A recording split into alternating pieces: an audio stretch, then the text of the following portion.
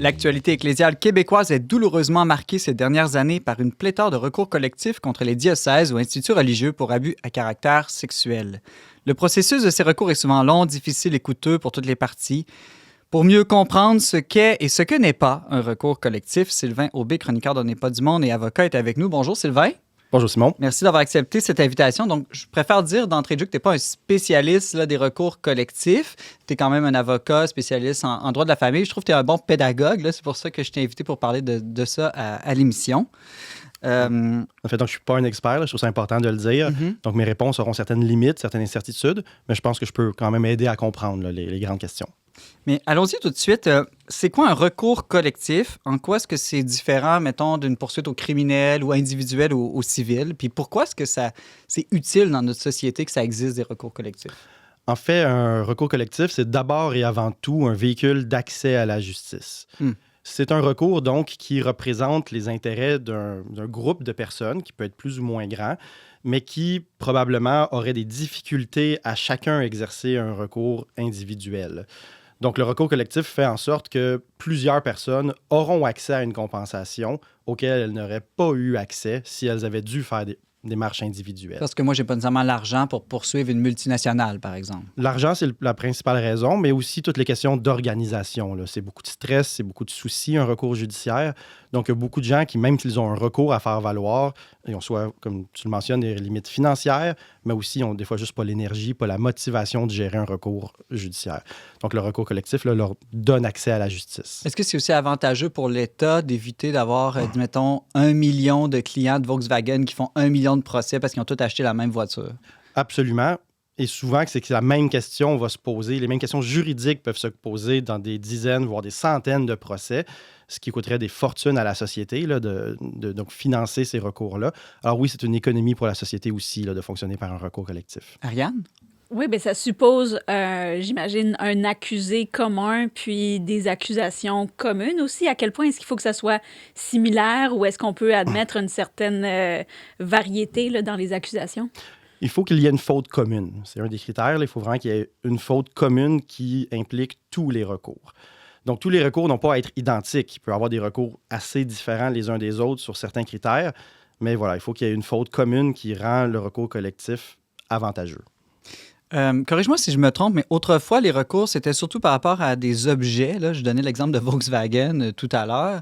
Puis là, depuis quelques années, on voit que c'est utilisé dans des cas d'abus sexuels. J'ai lu dans certains journaux des critiques qui disaient ben ça n'a pas été pensé pour des cas d'abus sexuels et ça crée peut-être des nouvelles formes d'incohérence ou d'injustice. En fait, ça peut impliquer certaines difficultés, là, certains désavantages. Par exemple, c'est que certaines victimes pourraient vouloir plus qu'une compensation, voudraient vouloir une reconnaissance. Donc, les autorités judiciaires reconnaissent qu'elles ont subi un abus et que c'est bien parce que moi, en tant que personne, j'ai subi un abus de telle personne que je reçois une compensation. Et cette reconnaissance-là, souvent, elle n'est pas obtenue à travers un recours collectif. Le recours collectif, sa priorité, c'est que les victimes, un plus grand nombre de victimes possible, obtiennent compensation. Mais l'inconvénient, c'est que ça va, comme je mentionne, l'abus spécifique là, de dire telle personne a abusé telle personne. Souvent, ça va être perdu dans la masse, d'une certaine manière. Ce ne sera pas publiquement établi. Donc, ça peut faire partie des discussions, ça peut être mis en preuve dans certains contextes durant des audiences devant le tribunal, mais, comme je mentionne, là, c'est souvent pas établi aussi clairement que ne le ferait un recours individuel. Oui, Emmanuel? Question, est-ce que c'est obligatoirement un recours envers une organisation ou ça peut être un recours contre une personne? Ça peut être une personne. Un individu peut être ciblé par un recours collectif. OK. J'aimerais aussi mieux comprendre là, la différence entre le criminel. Est-ce que quelqu'un qui est reconnu coupable au criminel est automatiquement coupable dans un recours collectif ou vice-versa? Est-ce qu'un innocent au criminel pourrait être coupable dans un recours collectif? C'est deux notions bien différentes. Là. Donc, une poursuite criminelle et un recours civil, ça n'a pas les mêmes objectifs, ça n'a pas les mêmes critères, c'est pas les mêmes notions qui sont en jeu. Je vais vous le dire en une phrase pour chacun. Donc, dans un recours civil, on veut établir qu'une personne a commis une faute et donc qu'elle est responsable d'un dommage qu'elle doit compenser. Alors qu'une poursuite criminelle, on veut établir qu'une personne est coupable d'un crime et on va la punir pour le crime qu'elle a commis. Et le fardeau de la preuve n'est pas la même. En droit criminel, on le connaît, on le voit dans les films, c'est hors de tout doute raisonnable. Donc, c'est un fardeau de preuve qui est très élevé. Dès qu'il y a un doute raisonnable, l'accusé est déclaré non coupable. Donc, même s'il est probablement coupable, si on le considère, voilà, s'il y a un doute raisonnable, on va le déclarer non coupable. Alors qu'en droit civil, le fardeau de la preuve est beaucoup plus bas, c'est la prépondérance des probabilités. Donc, si on pense qu'une personne a probablement commis la faute, elle sera responsable de compenser le dommage. Et aussi, au criminel, la victime ne touche pas nécessairement de l'argent, même si la personne est reconnue coupable. En fait, dans le cadre des procédures au criminel, elle n'en touche pas. Donc, il y a l'IVAC, là, il peut y avoir des compensations avec des organismes publics, mais le procès criminel en tant que tel n'a pas pour objectif de compenser la victime. J'aimerais savoir aussi, Sylvain, pourquoi est-ce qu'un diocèse ou un institut religieux pourrait être reconnu coupable d'agissements privés de certains de ses membres? Je veux dire, je le comprends bien s'ils savaient, ils l'ont caché, ils l'ont déplacé, et je crois que c'est arrivé. Mais dans certains cas, ils ne savaient pas. Là, est-ce que Vidéotron ou n'importe quelle compagnie est responsable de ce que tous ses membres font dans leur vie? Bien, première des choses, c'est que souvent, les recours collectifs impliquent quand même une faute, là, comme tu le mentionnais en premier, de l'aveuglement, de la négligence, de s'être fermé les yeux, de ne pas avoir pris des précautions qu'ils auraient pu prendre. Mais par ailleurs, et c'est peut-être ça qui est moins intuitif, il y a certaines institutions aussi qui peuvent être automatiquement responsables des fautes commises et des dommages commis par leurs préposés. Pour comprendre cette logique-là, je pourrais donner quelques exemples. Donc, si mon enfant de 10 ans fait du vandalisme à l'école, j'en serai responsable. Même si toi, tu n'as fait aucun crime et tu es contre ça, en fait. Exact. Même chose avec nos animaux. Là. Si mon chien me glisse des mains, va attaquer une personne, la blesse, je suis responsable des blessures, même si moi, en tant que personne, j'ai commis aucune faute. Donc, il y a quand même le principe qu'on peut être responsable. Certaines institutions aussi peuvent être responsables, même en l'absence de faute. Donc là, dans les cas des recours collectifs, c'est souvent une question de dire qu'il faut avoir commis la faute dans le cadre de nos fonctions. Donc, quelles fautes ont été commises dans le cadre des fonctions ou pas? Ça, c'est une question compliquée qui fait partie des débats, à savoir est-ce que les fautes pour lesquelles on fait un recours étaient dans le cadre des fonctions ou c'était vraiment personnel en dehors des fonctions. Si je me trompe, la plupart des recours collectifs en ce moment là, qui ont cours au Québec pour abus sexuels, c'est un long processus. Je pense qu'il n'y en a aucun qui a vraiment encore abouti à ma connaissance.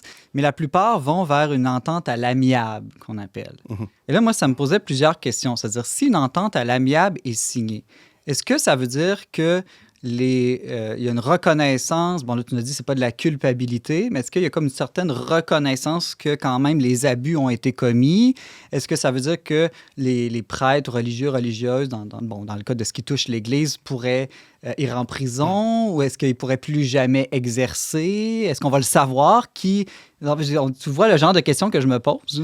Bien, je vais commencer par corriger là, que lorsqu'il y a une entente, le recours, il est abouti. Là. C'est un aboutissement de recours là, qu'il y a une entente. Par ailleurs, est-ce qu'il y a eu des procès? J'ai cherché, je n'ai pas trouvé, mais je ne suis pas certain. Là, est-ce qu'il y avait eu des procès pour des recours collectifs pour abus sexuels? Donc, je n'ai pas réussi à trouver une réponse à cette question-là.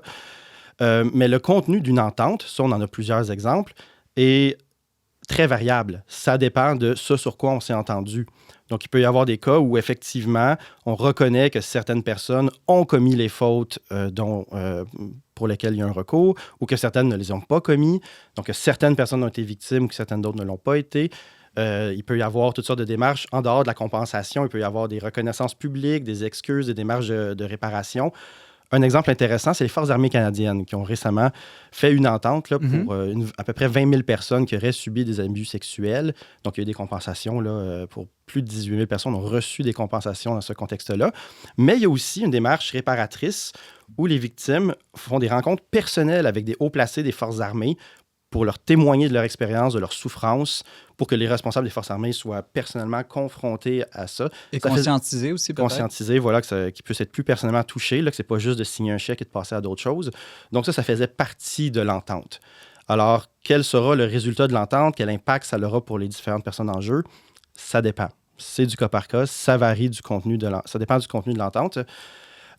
Mais dans tous les cas, ça n'a pas d'implication criminelle. Là. Donc, une responsabilité civile ne peut jamais automatiquement entraîner une culpabilité criminelle. Mais en général, une entente à l'amiable, c'est pas privé. Est-ce que ça peut être public ou c'est laissé à la discrétion des parties? Enfin, en soi, c'est privé, mais le contenu de l'entente privée peut impliquer des démarches publiques. Par exemple, toi et moi, on signe un contrat. Le contrat en tant que tel est privé, mais dans le contrat, tu vas me dire, Sylvain, tu vas déclarer publiquement que je t'ai fait du mal et que tu le regrettes. Mm-hmm. Donc, c'est un peu cette logique-là. Il peut y avoir des engagements publics qui sont contenus dans l'entente à l'amiable. Moi, spontanément, je pense que la très grande majorité des gens qui entrent dans ces recours-là ont vraiment subi des graves dommages. Là. Ils ne s'amusent pas à mentir, mais mettons que quelqu'un essaierait, juste pour avoir de l'argent, d'entrer dans le recours. Est-ce qu'il y a un mécanisme pour s'assurer que quelqu'un n'a pas gratuitement accusé quelqu'un qui est décédé, par exemple? Ou est-ce que c'est comme, non, en gros, tout le monde est reconnu comme coupable ou il y a que du cas par cas qui est fait? En fait, jamais personne reçoit une somme d'argent de façon automatique. Là. Ça serait trop facile et il y a des mécanismes pour prévenir ça. Justement, celui des Forces armées canadiennes, là, en fait, moi, j'étais assez étonné de découvrir ce mécanisme-là. C'est qu'il y a une somme d'argent qui a été attribuée pour compenser les victimes. Donc, il y a un fonds qui a été constitué. Et là, il y a un administrateur qui a été nommé pour distribuer les sommes qui sont dans le fonds. Alors, il fallait que les victimes transmettent leur dossier à l'administrateur avec les preuves à l'appui pour justifier qu'elles ont réellement subi des abus par les forces armées. Et là, si on va sur le site du recours, là, c'est documenté avec des chiffres précis. Comme je disais, je pense qu'il y a un peu plus de 20 000 personnes qui ont demandé une compensation et un peu plus de 18 000 qui en ont reçu. Donc, à peu près 2000 personnes. 5% peut-être. Là. C'est ça qui, eux, pour des raisons que j'ignore, là, ça, c'est pas public, mais n'ont pas reçu compensation en l'ayant demandé. Donc, oui, certainement, là, il y a un tri, là, il y a un filtre pour vérifier que les gens qui reçoivent compensation avaient subi un abus. OK.